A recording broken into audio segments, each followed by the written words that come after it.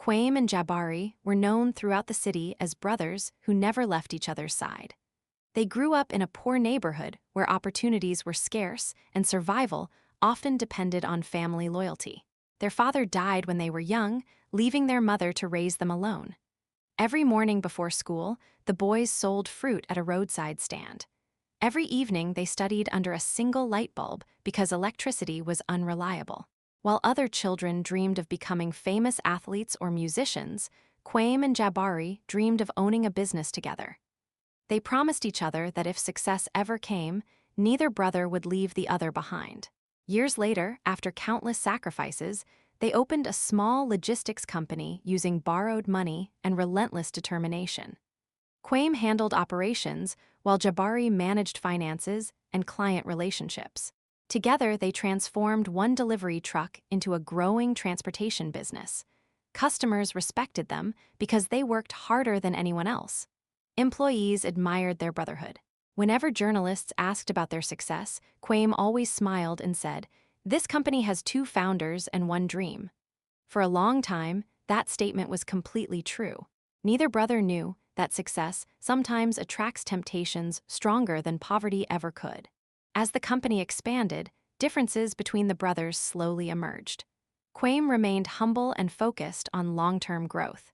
He spent most days visiting warehouses, meeting employees, and solving operational problems. Jabari preferred public attention. He enjoyed business conferences, luxury restaurants, and networking events where successful entrepreneurs gathered. Neither approach was wrong, but the gap between them continued growing. Kwame believed success should strengthen family values. Jabari increasingly believed success should be enjoyed. Still, the business flourished. Contracts multiplied. Warehouses expanded. New vehicles joined the fleet every few months. Newspapers began calling them one of the city's most inspiring business success stories. Their mother often sat proudly in church listening to neighbors praise her sons. She believed her late husband would have been proud. What she couldn't see was the quiet jealousy beginning to develop inside Jabari. Although both brothers owned equal shares, people often credited Kwame for the company's success. Employees respected him deeply. Clients trusted him completely. The admiration Jabari wanted seemed to follow his brother naturally. At first, he ignored the feeling. Over time, resentment started taking root. One evening, after celebrating a major contract victory, Kwame revealed exciting news. His wife, Zuri, was expecting their first child. The announcement filled the restaurant with joy. Employees applauded. Family members celebrated. Even Jabari smiled and raised a toast. But privately, another thought entered his mind. The company had always belonged equally to two brothers. Now there would be heirs, future generations, new ownership structures. For the first time, Jabari began thinking about what would happen if circumstances changed. Around the same time, a wealthy investor approached him with a tempting proposal. The investor suggested restructuring the business in ways that would quietly increase Jabari's influence. Nothing illegal, nothing obvious, just strategic adjustments hidden inside complex agreements. Jabari rejected the idea initially, yet the conversation lingered in his mind. Success had given him options he never imagined as a poor child. The question was whether he still possessed the character that poverty once required. Sometimes betrayal doesn't begin with actions. It begins with thoughts people allow themselves to entertain. 6 months later, tragedy struck unexpectedly. Kwame was driving home from a business meeting during a severe rainstorm when a speeding truck lost control. The accident made headlines across the city. By sunrise, the beloved entrepreneur was gone. The news devastated employees, clients, and family members alike. Thousands attended the funeral. Zuri stood silently beside the grave holding her infant daughter. Their mother looked 20 years older in a single week. Jabari cried openly during the ceremony. To everyone watching, he appeared heartbroken, and in many ways he was. He had lost his brother, his childhood companion, his business partner. Yet grief often arrives alongside opportunity, and opportunity has a way of revealing character. Within days, lawyers began discussing ownership transitions, insurance policies, corporate governance, future leadership. While Zuri focused on surviving unimaginable loss, Jabari quietly focused on paperwork. Nobody questioned his actions. After all, he was family. He was the surviving founder. He was trusted completely. That trust would soon become the most valuable asset he ever possessed. Over the following months, Zuri struggled to adjust to life without Kwame. She trusted Jabari completely and signed documents whenever he claimed they were necessary for company operations. Legal terminology overwhelmed her. Corporate structures meant nothing to a woman focused on raising a newborn while mourning her husband. Jabari assured her repeatedly that everything was being handled fairly. Meanwhile, ownership records slowly changed. Voting rights shifted. Asset control transferred. Company shares moved through a series of legal but deeply unethical transactions. By the time independent advisors reviewed the situation, Jabari controlled nearly everything. Zuri and her daughter retained only a small percentage of what Kwame spent years building. When concerned relatives questioned the arrangement, Jabari defended himself aggressively. "I saved this company after Kwame died," he insisted. "Without me, there would be nothing left." Some people believed him. Others remained suspicious, yet nobody possessed enough evidence to challenge him, at least not yet, because somewhere in another city, a briefcase containing documents, signatures, and forgotten secrets was about to begin a journey that would change everything. Nearly 2 years passed after Kwame's death. Jabari now lived the life he once envied. He occupied the executive office that had belonged to his brother. He drove expensive vehicles, attended elite business events, and appeared regularly in magazines celebrating entrepreneurial success. To outsiders, he looked unstoppable. Yet some employees noticed subtle changes. The company no longer felt the same. Decisions prioritized profits over people. Longtime workers who had been loyal to Kwame were quietly replaced. Community programs were canceled. The family atmosphere disappeared. One rainy Monday morning, a receptionist informed Jabari that an elderly man was waiting downstairs. The visitor carried a worn leather briefcase and refused to explain his business over the phone. Annoyed, Jabari agreed to a short meeting. When the old man entered the office, something about him felt strangely familiar. He introduced himself as Mr. Adwale, a retired attorney who had once worked closely with Kwame. The name triggered distant memories. Before Jabari could ask questions, the man placed the briefcase on the table.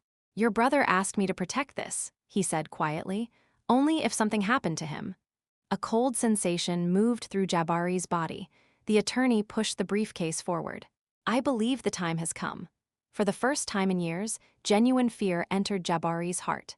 Jabari dismissed his assistants and locked the office door. The briefcase sat between him and the attorney like a living thing. Slowly, Mr. Adwale opened it. Inside were legal files, contracts, flash drives, handwritten notes, and several sealed envelopes. Every document carried Kwame's signature.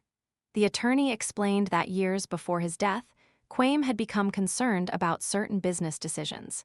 He loved his brother deeply, but he also believed successful companies required accountability. Quietly, he had instructed Mr. Adwale to store important records in case disputes ever arose. Jabari listened without speaking. Sweat gathered on his forehead despite the air conditioning. The attorney continued. The files documented ownership structures, investment histories, shareholder agreements, and internal communications. More importantly, they contained evidence showing exactly how company funds were originally distributed. Some documents revealed that substantial portions of the business were intended for Zuri and her future children if anything happened to Kwame. Others showed restrictions preventing ownership transfers without independent legal review. Restrictions that somehow disappeared after Kwame's death. Jabari stared at the papers in silence. He already knew what the documents would reveal. The attorney finally asked a simple question. "Would you like to explain why these provisions were ignored?" For several seconds, the room remained completely silent. News travels quickly in business circles. Within days, rumors began spreading about the documents contained inside the briefcase. Several former employees came forward with concerns they had previously been too afraid to share. Accountants reviewed old records. Auditors reopened transactions. Independent attorneys examined ownership changes made after Kwame's death. What they discovered painted an uncomfortable picture. Jabari had not broken obvious laws, but he had manipulated grief, trust, and legal complexity to consolidate control. Every action existed inside technical legal boundaries. Yet together they revealed a pattern impossible to ignore. Journalists started asking questions. Investors requested explanations. Board members demanded emergency meetings. For years, Jabari's reputation protected him. Now that same reputation was becoming a liability. Every newspaper article connected his name to allegations of exploiting his late brother's family. The public response was swift. Customers expressed disappointment. Community leaders criticized his behavior. Employees whispered about the possibility of major leadership changes. Meanwhile, Zuri remained unaware of how dramatically circumstances were shifting. She focused on raising her daughter and rebuilding a normal life. She had long accepted that the company was lost. She didn't know that karma had finally begun knocking on Jabari's door. The first major investor withdrew support on a Thursday afternoon. 2 more followed the next week. Suddenly, financial institutions that once welcomed Jabari's calls became cautious. Lending approvals slowed. Expansion projects stalled. Potential partners postponed meetings indefinitely. For years, Jabari believed wealth and influence would protect him from consequences. Instead, he discovered that trust is often more valuable than money. Once damaged, it becomes incredibly difficult to restore. Inside the company, employee morale collapsed. Longtime staff members remembered Kwame's leadership and compared it to the current situation. Several senior managers resigned. Others openly questioned executive decisions during board meetings. The business remained profitable, but cracks were spreading everywhere. One evening, Jabari sat alone in the same office where the mysterious briefcase first appeared. The city lights shimmered beyond the windows. For the first time, he admitted something he had avoided for years. None of this would be happening if he had simply honored his brother's wishes. Greed promised security but delivered isolation. Power promised freedom but created fear. The realization came late, but it came with painful clarity. 3 weeks later, Zuri received an unexpected phone call. Mr. Adwale requested a private meeting. Curious but cautious, she agreed. When she arrived, the attorney placed the same leather briefcase in front of her. He carefully explained everything that had happened since Kwame's death. At first, Zuri struggled to believe it. Then she began reading the documents. Page after page revealed provisions her husband had created to protect her and their daughter. Letters written in Kwame's own handwriting brought tears to her eyes. One message stood out above all others. "If you are reading this, it means I am no longer here. Please remember that everything I built was for our family, not for pride, not for status, but for your future." By the time she finished reading, Zuri's hands were trembling. The attorney then revealed something even more important. The documents provided a legal path to challenge ownership transfers and recover assets wrongfully obtained through manipulation. For the first time in years, hope entered Zuri's heart. Meanwhile, across the city, Jabari received notice of an emergency shareholder hearing scheduled for the following month. He stared at the letter and immediately understood what it meant. The briefcase had returned, and karma was only getting started. The emergency shareholder hearing attracted far more attention than anyone expected. Journalists gathered outside the corporate headquarters before sunrise. News channels discussed the controversy throughout the morning. Investors, attorneys, and senior executives filled the conference hall where the hearing would take place. At the center of it all sat Jabari. He arrived wearing an expensive suit and carrying the confidence he had relied upon for years. Yet beneath that confidence lived something unfamiliar: fear. Across the room sat Zuri. She wasn't dressed like a corporate executive. She wore a simple, elegant outfit and carried only a folder containing copies of Kwame's letters and legal records. The contrast between them was striking. One represented power accumulated through control. The other represented loyalty protected by truth. As proceedings began, independent auditors presented their findings. Large screens displayed timelines, financial records, ownership changes, and legal amendments executed after Kwame's death. One by one, transactions were examined. Documents were compared. Signatures were verified. Each new revelation increased tension inside the room. Investors exchanged worried glances. Board members whispered among themselves. The evidence didn't show obvious theft. It revealed something more disturbing, a deliberate strategy designed to exploit grief and confusion. For years, Jabari successfully hid behind technical legality. Today, the full picture was finally becoming visible, and every person in the room understood that his future depended on what happened next. Midway through the hearing, Mr. Adwale requested permission to present additional evidence. The room fell silent as the elderly attorney walked toward the front carrying the same leather briefcase. For weeks, people had discussed its contents. Few had actually seen them.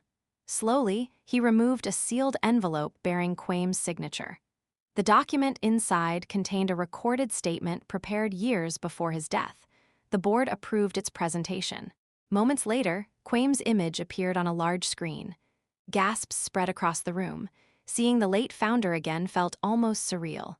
In the recording, Kwame spoke calmly about the company's future. He explained the ownership protections he established for Zuri and their children.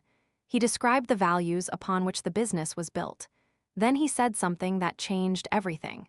If these protections are ever removed without proper review, it should be investigated immediately. The room became completely silent. Investors looked directly at Jabari. Board members stopped taking notes. Even journalists seemed frozen. For years, Jabari controlled the narrative. Now his brother's own voice was dismantling it. The most powerful witness against him wasn't alive. Yet somehow, Kwame's presence filled the room more completely than anyone else's.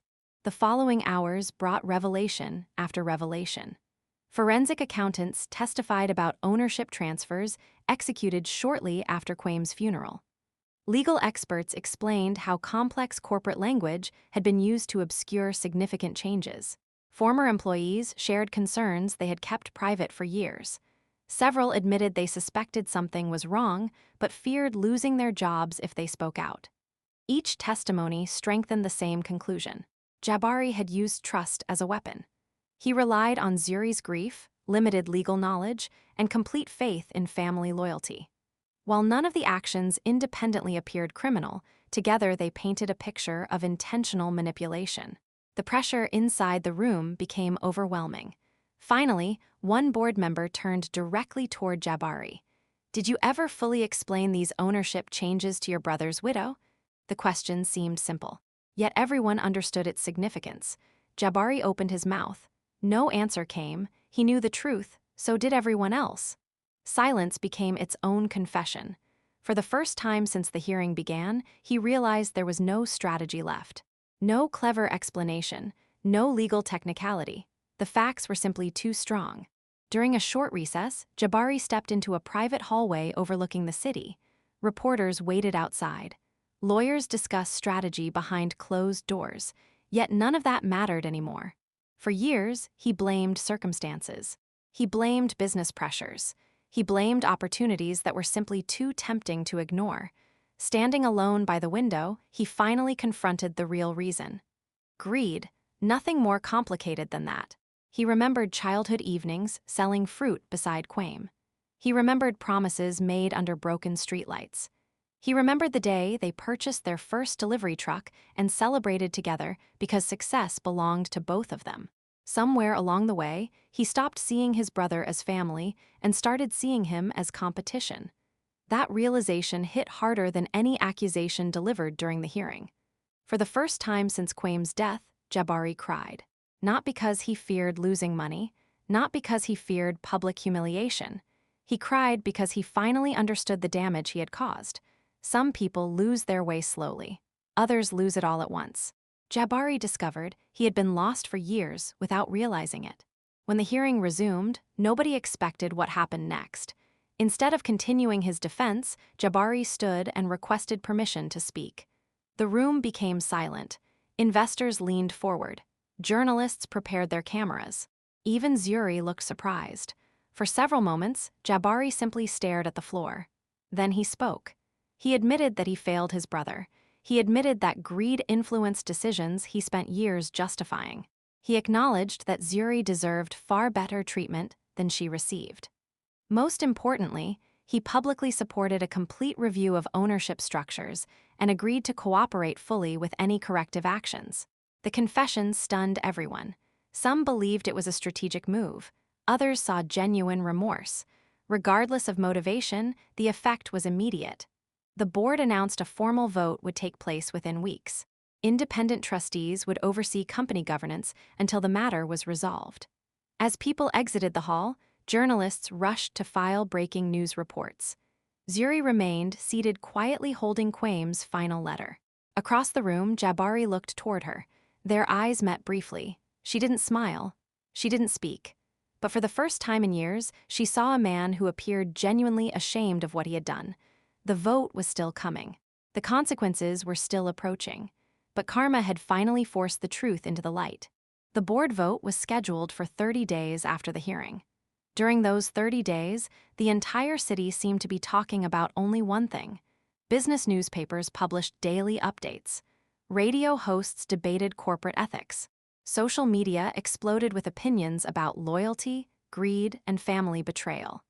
Investors demanded transparency, while employees anxiously waited to learn who would control the company. For Jabari, every day felt like a year. He stopped attending social events. He stopped giving interviews. The confident businessman who once enjoyed attention now avoided cameras whenever possible. At home, silence filled the mansion he had spent years building. There were no celebrations anymore.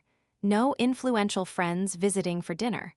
Most of the people who benefited from his success disappeared the moment controversy arrived. Meanwhile, Zuri remained focused on her daughter. She avoided public statements despite countless requests from journalists. Her dignity earned widespread respect.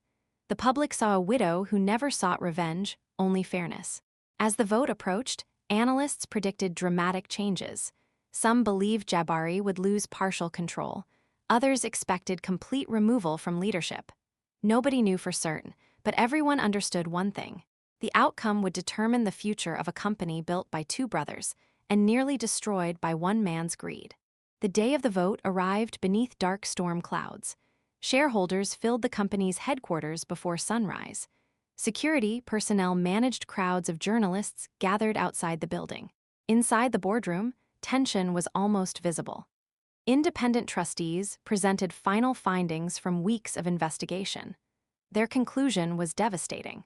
Although Jabari's actions technically complied with certain legal procedures, they violated the ethical obligations expected from a fiduciary entrusted with protecting his late brother's family. The report recommended reversing key ownership transfers and restructuring leadership immediately. One by one, shareholders cast their votes. Digital screens displayed results in real time. Every percentage point felt significant. Jabari sat motionless. Zuri held Kwame's final letter in her lap. Then the final result appeared. More than 80% of shareholders supported the trustees' recommendations. The room erupted into conversation. Years of carefully accumulated power disappeared in a matter of seconds. Jabari was officially removed as chief executive officer. Ownership interests transferred back according to original agreements. Independent leadership would oversee operations until a permanent structure was established. The empire Jabari fought so hard to control was no longer his. Karma had arrived exactly as promised. News of the decision spread across the country within hours. Television stations interrupted regular programming. Business websites published breaking headlines. Financial analysts called it one of the most dramatic corporate reversals in recent memory. Outside headquarters, reporters surrounded shareholders seeking reactions. Many praised the outcome as a victory for accountability. Employees celebrated quietly inside company facilities. For years, they had watched the organization drift away from the values Kwame established. Now there was hope for renewal. Jabari exited the building through a private entrance to avoid media attention. Yet even alone, he couldn't escape the reality of what happened. The city skyline looked different that evening. Every building reminded him of opportunities he had wasted. Every success story reminded him of the brother who trusted him completely. Returning home, he walked through empty rooms filled with expensive possessions that suddenly felt meaningless. Wealth had once made him feel powerful. Now it only reminded him of what he sacrificed to obtain it. Sitting alone in darkness, Jabari finally understood a painful truth. Losing the company wasn't the greatest punishment. The greatest punishment was realizing he deserved to lose it. Several weeks later, the trustees announced a surprising decision. Rather than selling the company or appointing an outside executive, they created a new governance structure honoring Kwame's original vision. Ownership was restored to rightful beneficiaries, including Zuri and her daughter.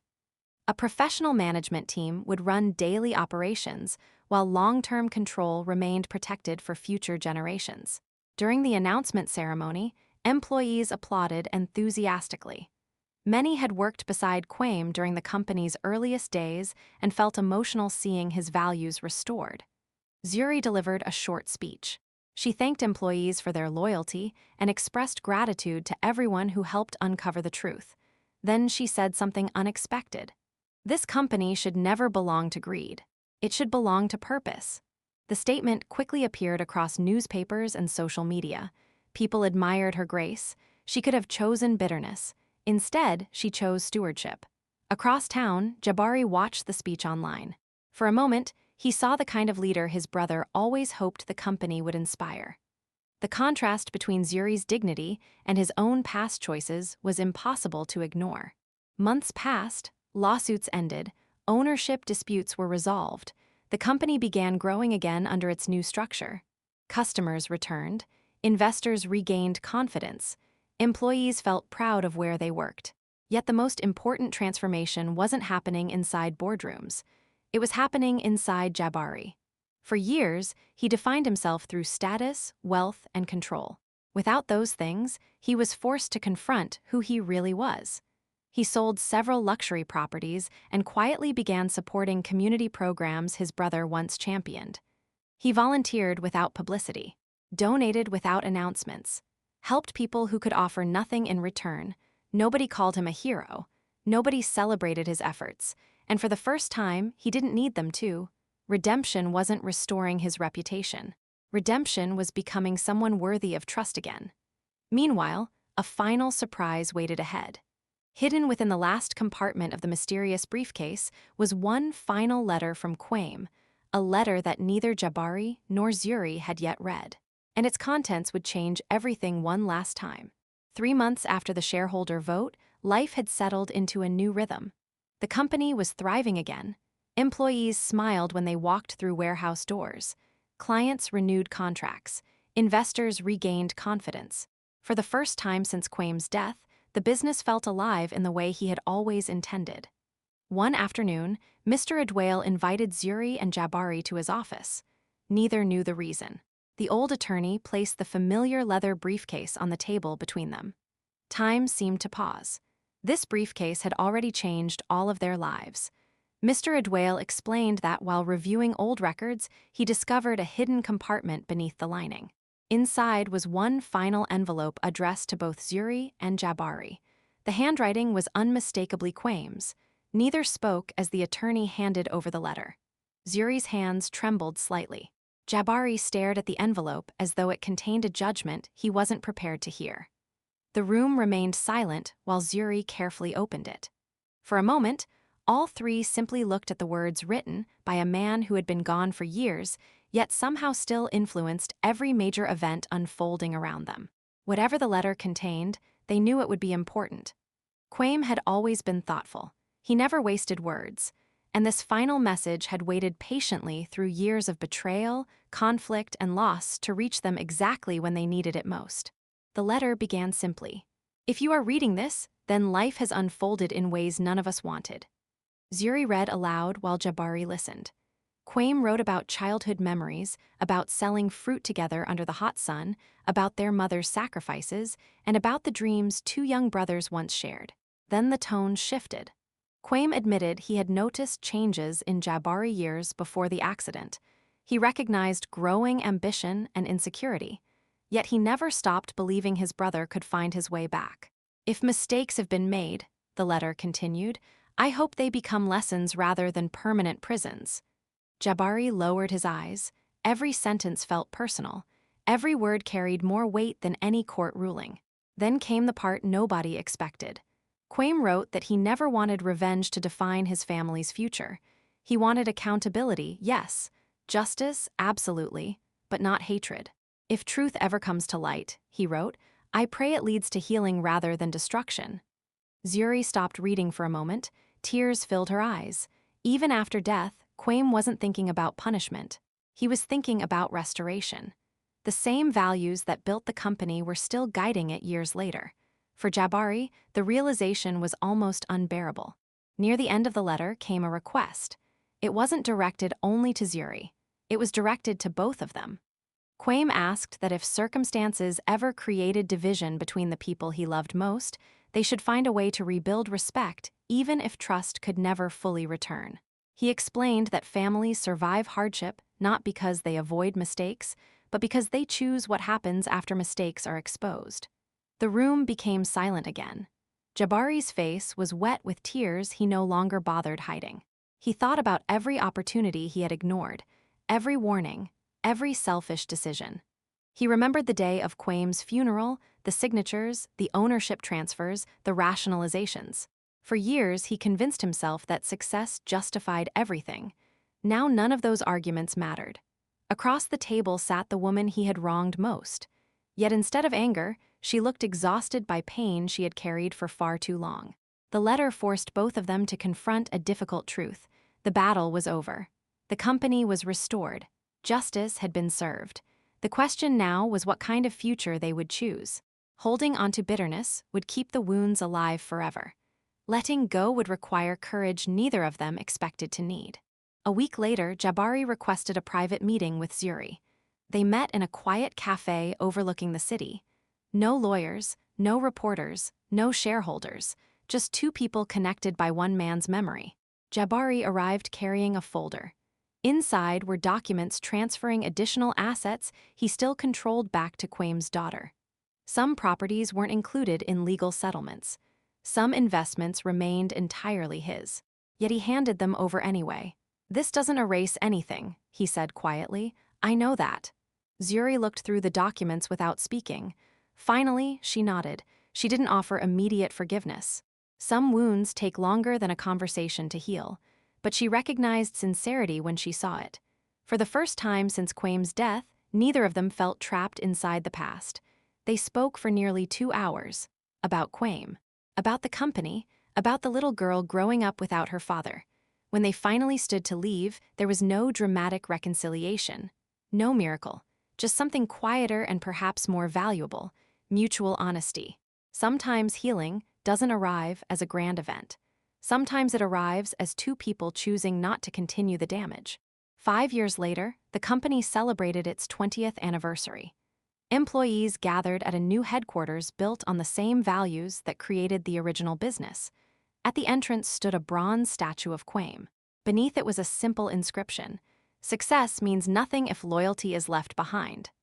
During the ceremony, Zuri spoke as chairwoman of the foundation created in Kwame's honor. Her daughter, now old enough to understand her father's legacy, stood proudly beside her. Among the guests sat Jabari, not in the front row, not on stage, simply present. He had spent years rebuilding his life quietly and honestly. When the event ended, people gathered around the statue taking photographs. The little girl approached her uncle and slipped her hand into his. Together they stood looking up at Kwame's image. Neither spoke. Words weren't necessary. The company survived, the family survived, and the lesson remained. Greed may win temporarily, but truth is patient. Loyalty may be forgotten for a season, but it never loses its value. And sometimes karma doesn't arrive to destroy a person. Sometimes it arrives carrying a briefcase, forcing them to become the person they should have been all along.